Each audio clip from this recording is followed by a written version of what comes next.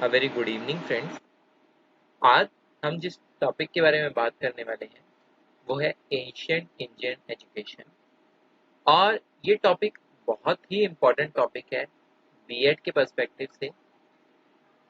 ज़्यादातर कॉलेजेस के अंदर ये topic contemporary India and education paper के अंदर पूछा जाता है।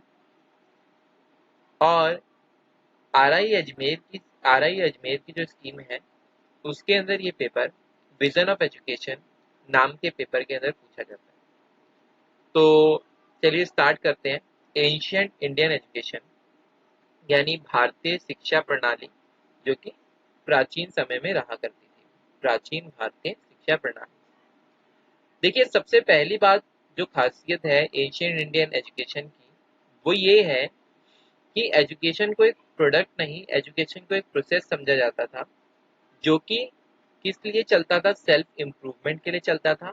और ये सेल्फ इम्प्रूवमेंट बर्थ से स्टार्ट होकर इंसान जब तक डेथ नहीं हो जाती जब तक चलता ही रहता था। अब हम बात कर लेते हैं एलिमेंट्री एजुकेशन की। एलिमेंट्री एजुकेशन जो है वो लाइफ की प्रिपरेशन के लिए होती है कि किस तरीके से ये लाइफ में हमें हेल्प कर सके, जीने में, छोटी मोटी रोजमर्रा की चीजों को करने में हमारी हेल्प करे। फिर जो सेकंड चीज है, नॉलेज को एक पर्सन की तीसरी आंख समझा जाता था। अब नॉलेज को एक पर्सन की तीसरी आंख क्यों समझा जाता था, थोड़ा सा इस बारे में हम बात कर लेते हैं।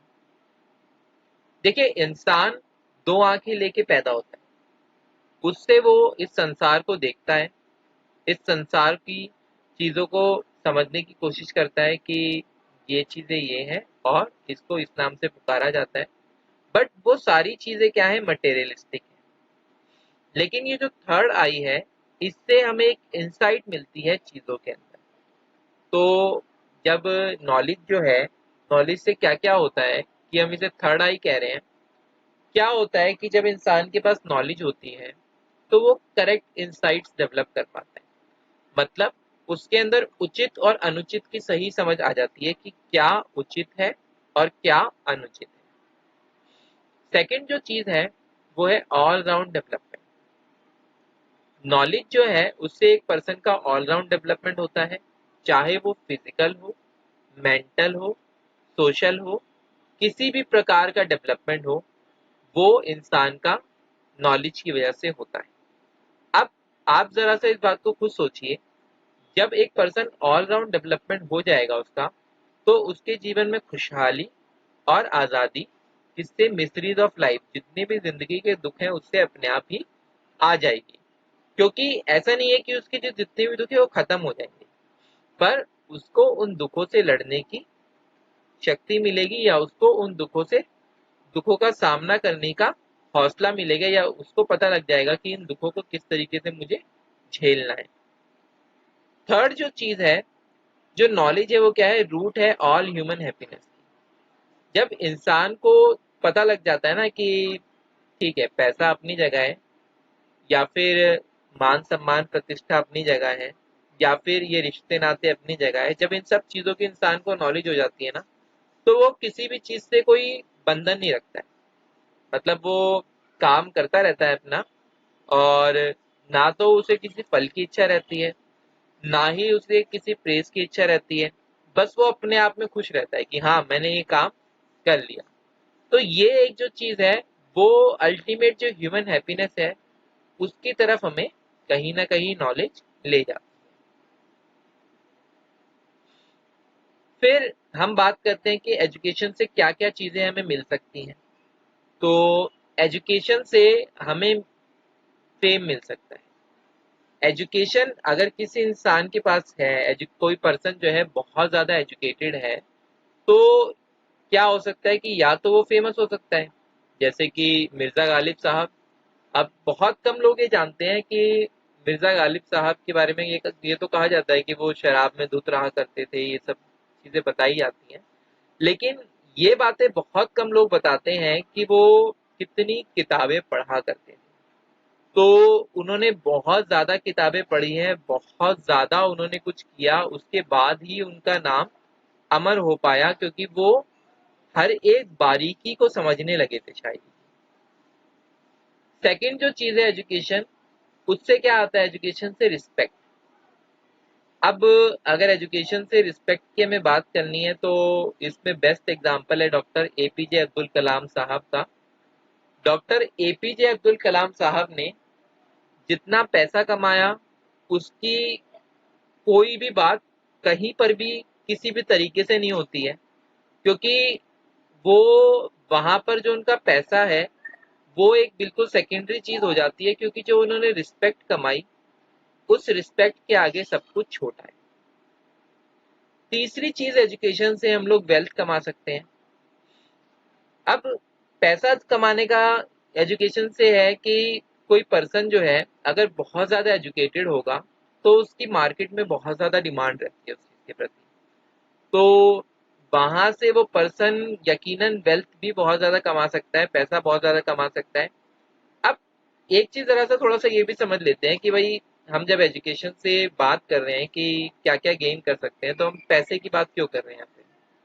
देखिए, पैसा जो है वो इसलिए ज़रूरी है कि हम अपनी जो रिलीजियस लाइक ड्यूटीज़ हैं उनको फॉलो कर सकें। अब हमारी रिलीजियस ड्यूटीज़ लाइक हो सकता है कि हम कोई दान दक्षिणा देना चाहते हैं या फिर हम किसी की मदद करना चाहते हैं, तो वहाँ पर ये जो हमारा धर्म है, हम अपने मूल धर्म, जो हम अपना हमारा असल धर्म है, उसका पालन कर सकें। हम अपनी फैमिली और जो सोशल ड्यूटीज़ हैं, उन सब ड्यूटीज को निभा सकें, इसीलिए पैसा इंपॉर्टेंट है। अब जो फर्स्ट पॉइंट था फेम, इसके बारे में जरा से एक चीज और भी समझ लीजिए। देखिए, कई लोग ऐसा होता है कि कई बार किसी चीज की वजह से फेमस हो जाते हैं, वो चीज मतलब बहुत अच्छी भी नहीं होती है, पर वो अचानक से किसी चीज की वजह से वायरल हो गए, पर उस जो फेम है या फिर जो मान मान मर्यादा मान प्रतिष्ठा है जो कि इतना किसी इंसान को प्रसिद्धि मिली, वो प्रसिद्धि कोई बहुत ज्यादा लंबे समय तक नहीं रहती। कब तक? कब तक? जब तक आप अपने फील्ड के बहुत बड़े धुरंधर ना हो या फिर आप अपनी फील्ड के बारे में बहुत कुछ ना जानते। आज अगर हम किसी की शायरी उठाकर देखें तो हो सकता है कि कोई अपनी शायरी की वजह से, जो कि उसने कोई शायरी लिखी, उसकी वजह से हो सकता है वो फेमस हो जाए। लेकिन अगर उसकी शायरी वाकई में किसी मुकाम की नहीं है, तो वो फिर 2 साल, 4 साल, 5 साल जितने वो ज्यादा फेमस हुए, उतने ही ज्यादा वो उसके बाद नीचे आ जाएंगे। लाइक हो सकता है एजुकेशन के अंदर भी किसी के विचार ऐसे हो जो कि बहुत ज्यादा खराब विचार हो, जैसे बाहर कहीं पर कुछ एक लोगों के विचार ऐसे थे कि जो औरतें हैं उनको केवल इसलिए बनाया गया है कि वो मर्दों की सेवा करें, या फिर वो केवल एक ऑब्जेक्ट है। अब उस समय के लिए लोगों को उनके विचार अच्छे लगे, 3 साल, 4 साल, 5 साल, 10 साल ऐसा लगा होगा, और उन 10 साल, 20 साल के बाद फिर अल्टीमेटली ये आया होगा कि ये इंसान कितना घिनौना इंसान है। तो एजुकेशन से जो फेम है, फेम की बात हम तभी करेंगे जबकि ये लॉन्ग लास्टिंग हो, बहुत लंबे समय तक टिकने वाला। फिर हम बात करते हैं अल्टीमेट एम क्या था एजुकेशन का एंशियंट टाइम पे, तो वो था सैल्वेशन, कि मतलब हमें क्या करना है, मुक्ति पा लेनी। हमें ये जो वर्ल्डली डिजायर्स हैं, इनमें हमें जो हमारा अल्टीमेट एम है वो यही है कि हम समझ जाएं कि ये जो संसार की मोह माया है, इसमें कुछ भी नहीं रखा है। ये जो चीजें हैं ये आज हैं और कल नहीं। तो ये चीज हमें समझ जानी है और अल्टीमेट एम हमारा सेल्वेशन, उसको पा लेना है। देखिए, जो मैंने आपको थर्ड आई वाली बात बताई थी, उससे रिलेटेड एक श्लोक भी है, ज्ञानम तुतियम मनुजस्य नेत्रम सुभाषित रत्न संदो, यानी knowledge is the third I of an individual. Knowledge जो है वो एक पर्सन की तीसरी आंख है। और एक चीज जो नीति शताका में कही गई थी वो ये है कि विद्या विहीना पशु आह। भर्तृहरि ने नीति शताका 16 में कहा था कि विद्या विहीना पशु आह, यानी कि without education one is no better than animal. यानी बिना शिक्षा के कोई एक पशु से बेहतर नहीं है। अब हम बात कर लेते हैं थोड़ा सा कि उस समय किस तरीके का चलन था एंशियंट एजुकेशन सिस्टम में। एंशियंट इंडियन एजुकेशन में वो था उपनयन संस्कार हुआ करता था, और उपनयन संस्कार के साथ ही जो एजुकेशन है वो स्टार्ट हुआ करती थी। एजुकेशन के दो लेवल हुआ करते थे, एक हुआ करता था लोअर लेवल, एक हुआ करता था हायर लेवल। पहला जो लोअर लेवल है हमारा, ये लोअर लेवल इसलिए हुआ करता था कि हम अपनी रोजमर्रा की जो जिंदगी है उसको बहुत अच्छे से जी सकें। हमारी जो रोजमर्रा की जिंदगी है उसके लिए हमारे पास इतनी एजुकेशन हो कि हम चीजों को सही ढंग से कर सकें। हायर लेवल, हायर लेवल में था कि कोई पर्सन जो था वो उस विषय में स्कॉलर बन जाता था, जैसे कि ग्रामर में पाणिनि, और हिस्ट्री में भी बन सकते थे माइथोलॉजी, मैथमेटिक्स, मैथमेटिक्स में जैसे आर्यभट्ट हो गए, Vedas, logic, polity, sciences of war and worship, fine arts. ये बहुत सारी ऐसी फील्ड्स थी जिनके अंदर उस समय स्कॉलरशिप अलाउड थी, जिसके अंदर उस समय कोई अगर हायर एजुकेशन परस्यू करना चाहे तो वो कर सकता था या फिर कर सकती थी। जैसे कि कुछ स्कॉलर वुमेन्स के भी नाम हमारे सामने हैं, गार्गी, अत्रेयी, कौशल्या, तारा और द्रौपदी। अब हम बात करते हैं कि जो लाइफ थी उस समय उसको चार पार्ट्स में डिवाइड किया गया था, और इसी तरीके से गुरुकुल में शिक्षा दी जाती थी कि किस तरीके से हमें इन चारों के अंदर अपने बिहेवियर को रखना है। पहला था ब्रह्मचार्य आश्रम। इसमें क्या था कि एक पर्सन को सेलिब्रेट करना है, सेलिब्रेट नहीं सेलिब्रेट। सेलिब्रेट में एक पर्सन को क्या करना है, उसको अपनी जितनी भी इच्छाएं हैं या फिर जितने भी उसकी डिजायर्स कुछ भी हैं उन सबको उसे दबा कर रखना है। मतलब दबा कर रखने से है कि उसको कुल मिलाकर उसे कंट्रोल में रखना है। ऐसा नहीं है कि उसको बिल्कुल ही दमन कर देना है, उन सब चीजों को कंट्रोल में रखना है और उस समय केवल ध्यान देना है शिक्षा अर्जित करने पर और अपने आप को ज्यादा बेहतर से बेहतर बनाने पर। दूसरा है इसमें जो गृहस्थ आश्रम, इसमें पर्सन जो है 25 साल के बाद यूजुअली ये स्टार्ट होता है, और इसमें जो पर्सन है या फिर जो इंसान है वो सेलिब्रेट कर सकता है चीजों को, और जब वो सेलिब्रेट करने से उसका मन थक जाए तो तीसरा आश्रम है वानप्रस्थाश्रम। वानप्रस्थाश्रम में इंसान जो है वो एक रिटायर्ड लाइफ जीता है, मतलब कि उसे बहुत ज्यादा अब इच्छाएं नहीं है, इच्छाएं अभी भी है पर अब बहुत ज्यादा इच्छाएं नहीं रही है उसकी। फिर उसके बाद जो अंतिम स्टेज आती है जिसके बाद इंसान सेल्वेशन को पा लेता है यानी मुक्ति को पा लेता है, वो है संन्यास आश्रम। तो इसमें इंसान जो है वो संन्यास ले लेता है, वो दुनिया दुनिया की मोह माया से मुक्त हो जाता है। अब हम बात करते हैं कि क्या एम्स ऑफ एजुकेशन हुआ करते थे उस टाइम पे एंशियंट इंडियन एजुकेशन सिस्टम में। सबसे पहली चीज जैसा कि मैंने आप लोगों को स्टार्टिंग से बताया था कि स्पिरिचुअलिटी, स्पिरिचुअलिटी पे बहुत ज्यादा ध्यान दिया जाता था उस समय कि एक पर्सन जो है किस तरीके से उसका स्पिरिचुअल डेवलपमेंट हो। दूसरी चीज इस चीज पे भी दिमाग लगाया जाता था या फिर ध्यान दिया जाता था कि किस तरीके से हम एक बेहतर नागरिक का या फिर एक बेहतर इंसान का निर्माण कर सके। करेक्टर बिल्डिंग पे बहुत ज्यादा जोर हुआ करता था उस समय। तीसरी चीज है पर्सनैलिटी डेवलपमेंट, जो कि वाद विवाद, जो कि प्रतियोगिताएं हुआ करती थी, उन सभी प्रतियोगिताओं के अंदर ऐसा हुआ करता था कि जो पर्सन है वो आपस में शास्त्रार्थ करते थे। एक पर्सन बैठे हुए हैं, वो किसी चीज के प्रति तर्क कर रहे हैं, फिर दूसरे जो पर्सन है वो उससे बेहतर तर्क कर रहे हैं, फिर उस वो इसी तरीके से प्रक्रिया चलती जा रही है। और अंत में जब सामने वाले को लगता था कि इसने मुझसे बहुत ज्यादा अच्छे तर्क दिए हैं और यकीनन ये इस जीत का भागीदार है या फिर इसे ही जीतना चाहिए, या फिर उसको कोई भी जब उत्तर नहीं सूझता था तो वो दूसरे वाले पर्सन को विजयी मान लिया जाता था। पर अल्टीमेट जो चीज है वो ये थी कि इससे दोनों के अंदर ही बहुत ज्यादा डेवलपमेंट होता था, दोनों का ही सेल्फ कॉन्फिडेंस बहुत ज्यादा बढ़ता था, दोनों की नॉलेज बहुत ज्यादा बढ़ती थी, और इस तरीके से उनकी जो ओवरऑल पर्सनैलिटी है उसका भी डेवलपमेंट हुआ करता था। सिविक सेंस, सिविक सेंस भी डेवलप की जाती थी कि किस तरीके से हमें बाकी लोगों का भी ध्यान रखते हुए चलना है। इनके बारे में कुछ और चीजें मैं बताऊंगा कि किस तरीके से इनको अचीव करने पे ध्यान दिया जाता था।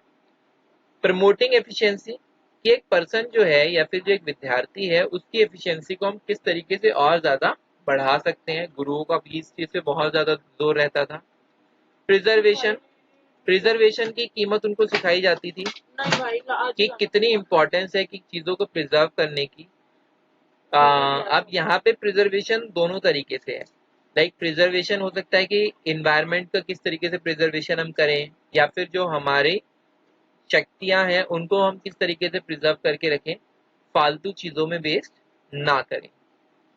प्रोपोगेशन ऑफ कल्चर, कि किस तरीके से हम कल्चर को आगे बढ़ाएं। हाउ अचीव, अब हम बात करेंगे कि किस तरीके से ये सब अचीव किया जाता था। जैसे एक चीज हुआ करती थी रिलीजियस रिचुअल्स, रिलीजियस जो रिचुअल्स हुआ करते थे वहां पे जाकर एक पर्सन को पता चलती थी जिंदगी की असली हकीकत। तो वहां से भी इंसान बहुत कुछ सीख के जाता था। फिर व्रत, व्रत रखने से भी इंसान के अंदर सेल्फ कंट्रोल डेवलप होता था। प्रेयर्स, प्रेयर्स से भी एक पर्सन जो है वो किसी ना किसी चीज से अटैचमेंट महसूस करता था। सेलिब्रेशन ऑफ फेस्टिवल्स, फेस्टिवल्स के सेलिब्रेशन से पर्सनालिटी डेवलपमेंट भी एक पर्सन का होता था, और साथ ही साथ उसके अंदर एक सिविक सेंस भी डेवलप होती थी, और वो अपने आसपास के लोगों से बेटर रिलेशनशिप भी बिल्ड कर पाता था। प्रैक्टिसिंग मोरल बिहेवियर, पर्सन जो है जब वो मोरल बिहेवियर को प्रैक्टिस करता था तो उसका कैरेक्टर भी बिल्ड होता था, साथ ही साथ उसके अंदर एक सिविक सेंस भी आती थी, जब उसे पता लगता था कि क्या चीजें सही हैं, क्या चीजें मेरे हिसाब से सही है, क्या चीजें सोसाइटी के हिसाब से सही है। प्योरिटी ऑफ माइंड, जब इंसान एक प्योर माइंडसेट से सोचता था तो कहीं ना कहीं उसका करेक्टर बिल्डिंग भी उस समय हो रहा होता था, और कहीं ना कहीं उसका स्पिरिचुअल डेवलपमेंट भी उस टाइम हो रहा होता था।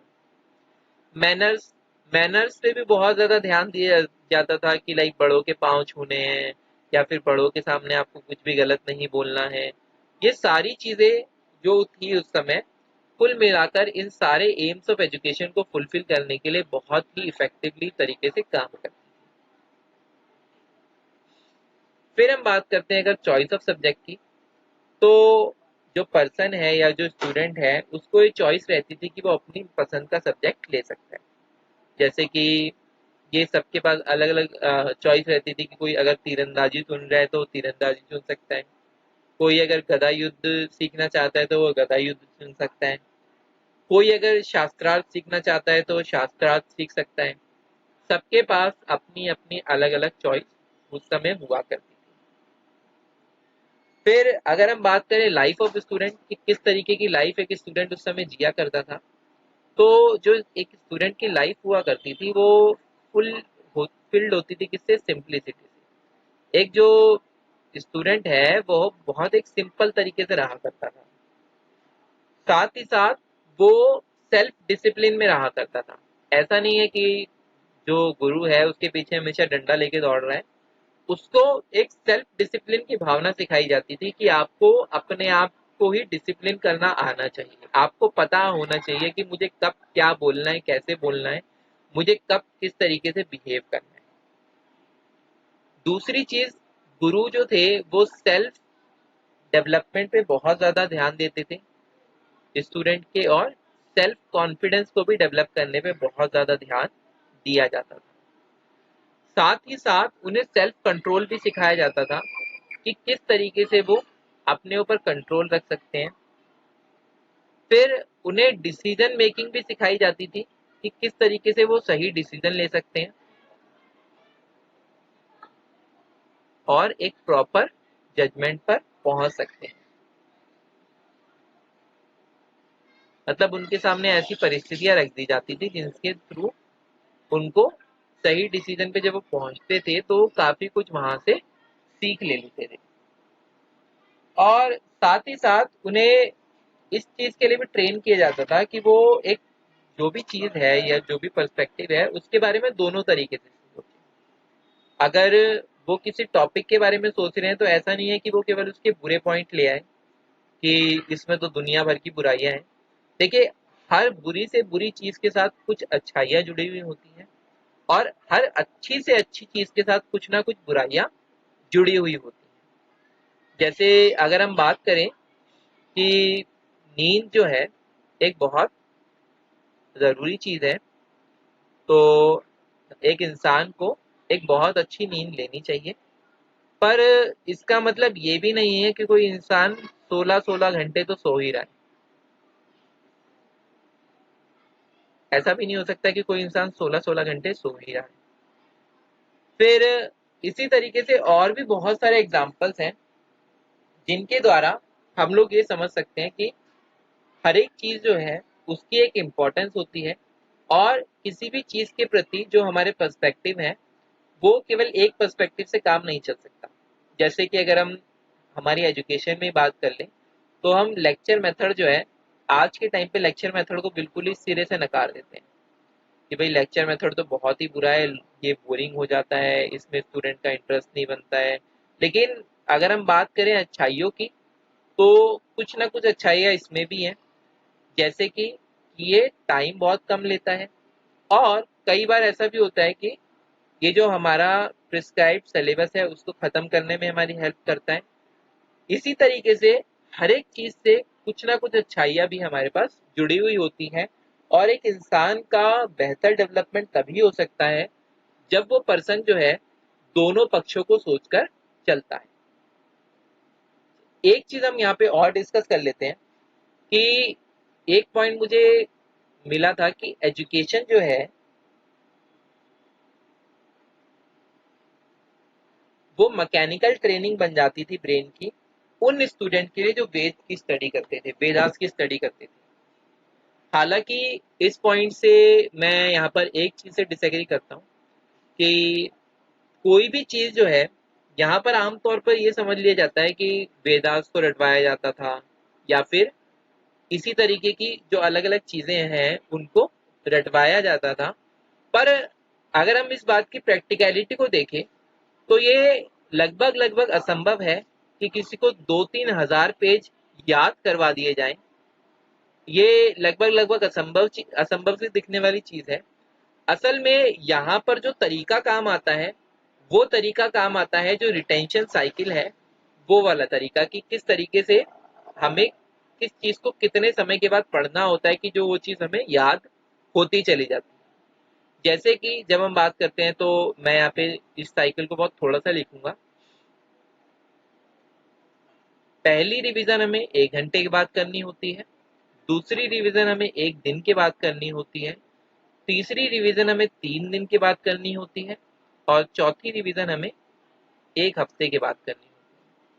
ठीक इसी तरीके से आगे साइकिल चलती जाती है और जो भी चीजें हैं वो हमारे दिमाग में फिट होती चली जाती है।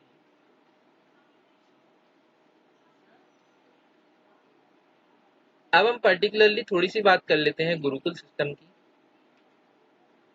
अभी तक हम ब्रॉडली कुछ चीजों को देख रहे थे, अब हम बात करेंगे गुरुकुल सिस्टम। देखिए, गुरुकुल सिस्टम जो है यहाँ पर नाम से ही जैसा कि हम लोगों को पता लग रहा है कि गुरु का कुल यानी जो गुरु का परिवार। तो यहाँ पर जो गुरु थे उनको एक फादर फिगर समझा जाता था। पुराने जमाने में गुरु को एक फादर फिगर समझा जाता था कि मतलब पिता तुल्य समझा जाता था कि जो ये हैं ये इनके असल में ये इनके बच्चे हैं, जो शिष्य हैं इनके ये असल में इनके बच्चे हैं। और ये जो गुरुकुल है ये एक तरह का बोर्डिंग स्कूल टाइप हुआ करता था कि यहाँ पर जो बच्चे हैं वो रहा करते थे और जैसे सुबह गुरु की कुछ कामों में मदद कर दी, सफाई में मदद कर दी आश्रम के, या लकड़ी काट कर ले आए और भिक्षा में खाना मांग लाए, ये सब काम बच्चे किया करते थे। एक यहाँ पे खासियत ये हुआ करती थी कि सारी कास्ट के जो लोग हैं वो एक साथ रहा करते थे। ना तो यहाँ पर कोई अमीर गरीब का भेद था कि कोई अमीर है तो अलग रहेगा, गरीब है तो अलग रहेगा, या फिर कोई अपर कास्ट का है तो वो अलग रहेगा, या फिर कोई लोअर कास्ट का है तो वो अलग रहेगा। इसका एक उदाहरण हम देख सकते हैं, कृष्ण और सुदामा जब वो एक ही गुरु के शिष्य थे तो वो एक ही साथ रहा करते थे। तो यहाँ से क्या होता है कि जो ये जो कास्ट के बीच में जो एक खाई आ गई है, या फिर जो रिच और पुअर के बीच में एक जो डिफरेंस आ गया है, उस डिफरेंस को काफी हद तक ये फिल करने की कोशिश किया करते थे जो गुरुकुल थे।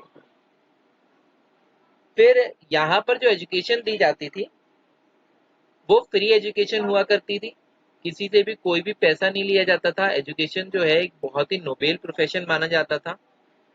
हाँ, एक चीज ये हुआ करती थी, जैसा कि मैंने आप लोगों को पहले भी बताया, कि जो स्टूडेंट थे वो बैग आर्म्स करते थे। बैग आर्म्स करते थे यानी कि उसको हिंदी में हम माधुकरी भी बोलते हैं। माधुकरी यानी कि वो पैसा मांग कर लाया करते थे। सॉरी, पैसा, या तो वो क्या करते थे, किसी से थोड़ा बहुत पैसा ले लिया या फिर खाना ले लिया। जनरली ये जो चीज थी वो खाना ही लिया जाता था। कभी कभार ऐसा हो गया कि किसी से कुछ लकड़ी वकड़ी मिल गई, या फिर किसी से कुछ ऐसा मिल गया कि जिससे आश्रम का और आगे निर्माण किया जा सके। टीचिंग जो थी उससे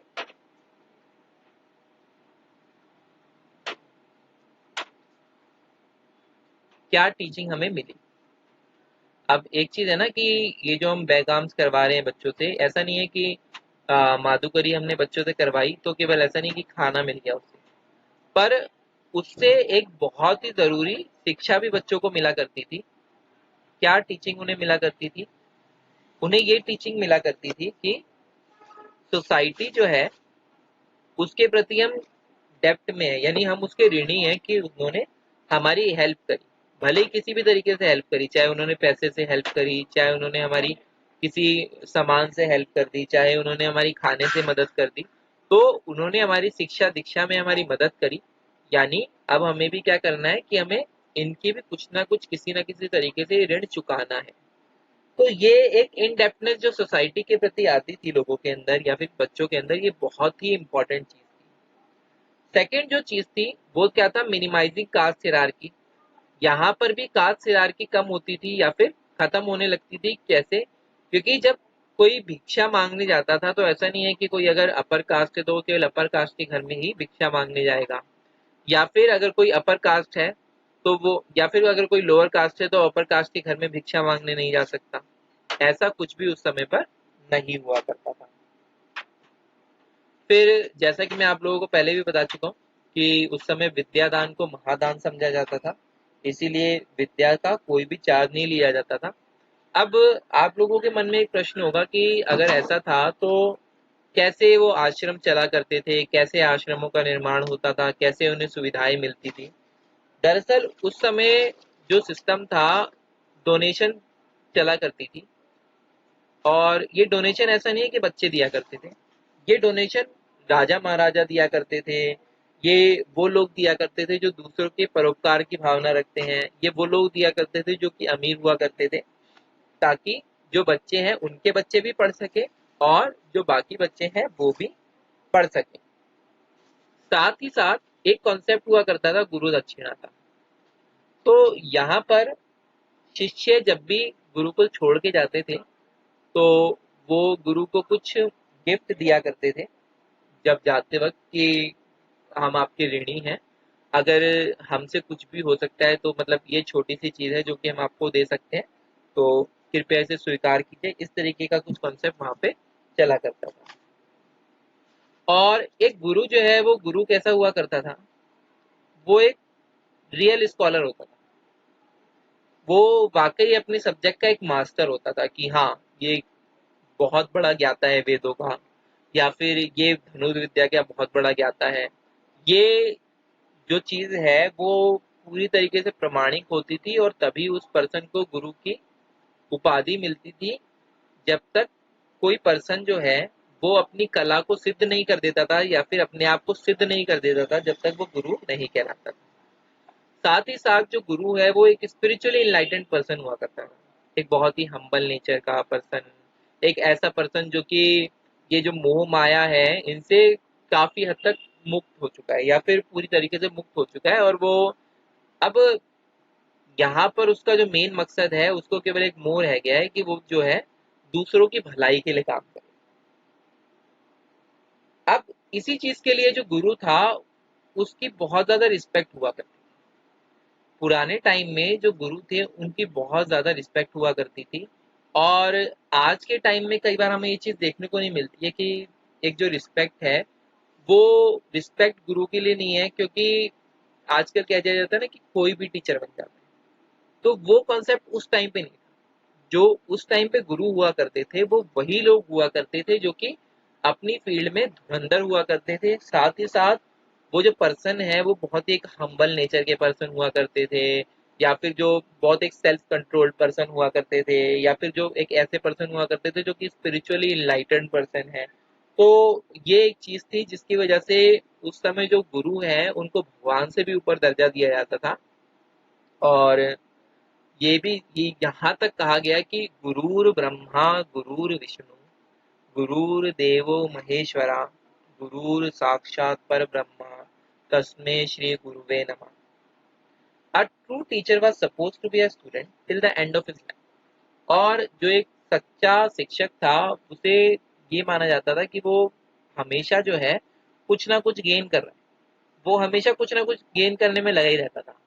या तो वो बच्चों से कुछ गेन कर लेता था, या फिर आसपास में इन्वायरमेंट से उसने कुछ गेन कर लिया, या फिर किसी किताब से कुछ गेन कर लिया। तो वो जो आज के कंसेप्ट में हम कहते हैं लाइफ लॉन्ग लर्नर, उसी तरीके का एक कॉन्सेप्ट था कि वो जो पर्सन था वो हमेशा कुछ ना कुछ सीखने की कोशिश करता था। एक और चीज वो थी, वो क्या रहते थे, गाइड बाय साइड की तरह रहते थे। जो हम आज बात करते हैं कंस्ट्रक्टिव लर्निंग की, कंस्ट्रक्टिविज्म की, वो भी उस समय क्या करते थे, गाइड बाय साइड रहा करते थे। और वो बहुत सारी चीजें ऐसी किया करते थे कि बच्चों को वो दे दिया करते थे करने के लिए, और उसके बाद बच्चे सोच रहे हैं, बच्चे विचार रहे हैं, बच्चे उसके सॉल्यूशन पे पहुंच रहे हैं। गुरु क्या कर रहा है, गुरु केवल राह दिखाने का काम कर रहा है, गुरु केवल रास्ता दिखा रहा है कि इस तरीके से आप इस चीज को कर सकते हैं। फिर अगर हम बात करें टीचर्स ट्रेनिंग की, तो आज हमारे पास जैसे बीएड के कॉलेजेस हैं या एमएड के कॉलेजेस हैं, तो उस समय वैसा कोई सिस्टम नहीं था। उस समय जो सिस्टम हुआ करता था वो ये सिस्टम हुआ करता था कि गुरु जो थे वो अच्छे अच्छे जो बच्चे थे, यानी जो ब्रिलियंट स्टूडेंट गुरु के हुआ करते थे, जो गुरु के प्रिय शिष्य हुआ करते थे, उनको वो अपने साथ मिला लेते थे, अपने साथ बुला लेते थे शिक्षा दीक्षा में उनकी मदद करने के लिए। कब, जबकि बच्चों की संख्या बहुत ज्यादा हो जाती थी और वो उस समय इंडिविजुअल अटेंशन उन बच्चों पर नहीं दे पा रहे होते थे, तो अपने साथ बाकी अपने जो शिष्य थे उनको भी बुला लेते थे कि ताकि वो उनकी कुछ मदद कर दें बच्चों की सही ढंग से देखने में कि वो चीजों को सही कर रहे हैं नहीं कर रहे हैं। अब यहाँ तक जो हमारा सिस्टम था ये एक बहुत ही क्लीन सिस्टम था। अभी तक कोई कास्ट सिस्टम की हमने कोई बात नहीं करी कि किसी भी तरीके से कास्ट का भेदभाव होता था। तो ये जो कास्ट का भेदभाव था, ऐसा माना जाता है कि ये मनुष्य